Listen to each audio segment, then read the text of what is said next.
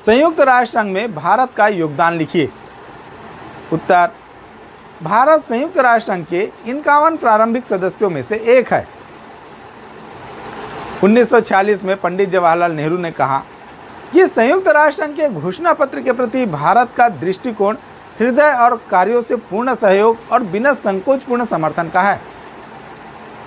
इस उद्देश्य की पूर्ति के लिए भारत उसकी सभी गतिविधियों में भाग लेगा, जिससे उसकी भौगोलिक स्थिति, जनसंख्या और शांतिपूर्ण उन्नति में सहयोग प्राप्त हो सके। अतः संयुक्त राष्ट्र संघ में भारत के योगदान को हम इस प्रकार स्पष्ट कर सकते हैं। पहला, संयुक्त राष्ट्र संघ की स्थापना और चार्टर निर्माण में भारत ने संयुक्त राष्ट्र संघ की स्थापना के लिए आयोजित सैन फ्रांसिस्को सम्मेलन में भाग लिया और उसके चार्टर पर हस्ताक्षर करके वह संघ के प्रारंभिक 51 सदस्यों में एक सदस्य बना।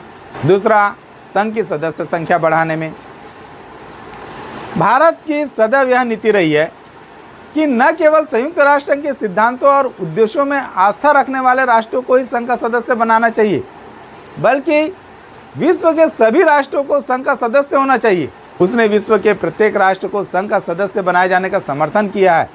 यद्यपि चीन ने भारत पर आक्रमण करके भारत के साथ शत्रुतापूर्ण व्यवहार किया, परंतु सन 1950 से चले आ रहे चीन की संघ की सदस्यता के प्रश्न का भारत ने प्रबल समर्थन किया, जिसके परिणाम स्वरूप चीन संयुक्त राष्ट्र संघ का स्थायी सदस्य बन गया। तीसरा, संघ के विभिन्न अंगों के संचालन में संयुक्त राष्ट्र संघ के विभिन्न अंगों एवं उसके विशेष अभिकरणों के कार्य संचालन में भारतीयों का महत्वपूर्ण एवं उल्लेखनीय योगदान रहा है। सन 1950 में भारत का सुरक्षा परिषद का सदस्य चुना जाना भारत के लिए सर्वाधिक महत्वपूर्ण बात रही है। सन 1954 में भारत की श्रीमती विजय लक्ष्मी पंडित संयुक्त राष्ट्र महासभा के 8वें अधिवेशन की अध्यक्षा निर्वाचित हुई थी। डॉक्टर राधाकृष्णन और मौलाना अब्दुल कलाम आज़ाद यूनेस्को के प्रधान निर्वाचित हुए थे। श्रीमती राजकुमारी अमृता कौर विश्व स्वास्थ्य संगठन की तथा डॉक्टर B.R. सेन विश्व खाद्य एवं कृषि संगठन के प्रधान रहे। Doctor H.J. भाभा अणुशक्ति के शांतिपूर्ण उपयोग के लिए गठित आयोग के अध्यक्ष रहे। डॉक्टर चिंतामणि देशमुख अंतर्राष्ट्रीय मुद्रा कोष तथा P.N. कृपाल 2 वर्ष तक यूनेस्को के कार्यकारिणी मंडल के अध्यक्ष रहे। चौथा, संघ के शांति व सुरक्षा संबंधी राजनीतिक कार्यों में संयुक्त राष्ट्र संघ द्वारा सुलझाई गई वे प्रमुख समस्याएं इस प्रकार हैं। पहला, कोरिया समस्या। दूसरा, स्वेज नहर समस्या। तीसरा, कांगो समस्या। चौथा, हंगरी समस्या। भारत की वास्तविक उद्देश्य हंगरी में शांति स्थापित करना था। पांचवा, निशस्त्रीकरण हेतु किए गए प्रयासों में भारत की यह मान्यता रही है कि शस्त्रों की दौड़ से युद्ध की संभावनाओं को बल मिलता है और निशस्त्रीकरण से ही विश्व शांति को बनाए रखा जा सकता है। सन 1961 में आणविक परीक्षणों को बंद करने का प्रस्ताव संयुक्त राष्ट्र संघ के महासभा में भारत ने रखा। सन 1963 में जब ब्रिटेन, अमेरिका और रूस ने आंशिक रूप से आणविक परीक्षण प्रतिबंध संधि करके बाह्य आकाश, वायुमंडल तथा जल के भीतर आणविक परीक्षण न करने का निश्चय किया, तो भारत ने इसका स्वागत किया। छठवां, रंगभेद के विरुद्ध संघर्ष में भारत ने रंगभेद की नीति को विश्व शांति के लिए खतरा माना है, अतः उसने सदैव प्रजाति भेद तथा रंगभेद की नीति का खुलकर विरोध किया है। भारत ने संयुक्त राष्ट्र संघ की महासभा में समय समय पर रंगभेद के विरुद्ध आवाज उठाई और विश्व जनमत तैयार किया, जिसके फलस्वरूप संयुक्त राष्ट्र संघ में अनेक प्रस्ताव पारित किए गए। दक्षिण अफ्रीका तथा रोडेशिया की गोरी सरकारों तथा उनके द्वारा अश्वेतों कालों पर किए जाने वाले अत्याचारों का प्रबल विरोध किया।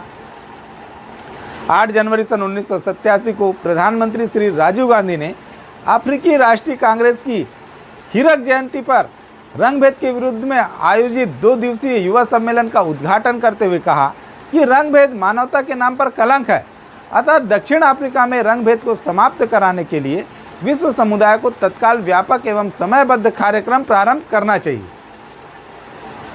7वां, उपनिवेशवाद की समाप्ति हेतु किए गए प्रयासों में भारत सदैव से उपनिवेशवाद का विरोधी रहा है, अतः संयुक्त राष्ट्र संघ में भी उसने उपनिवेशवाद की समाप्ति हेतु आवाज उठाता रहा है।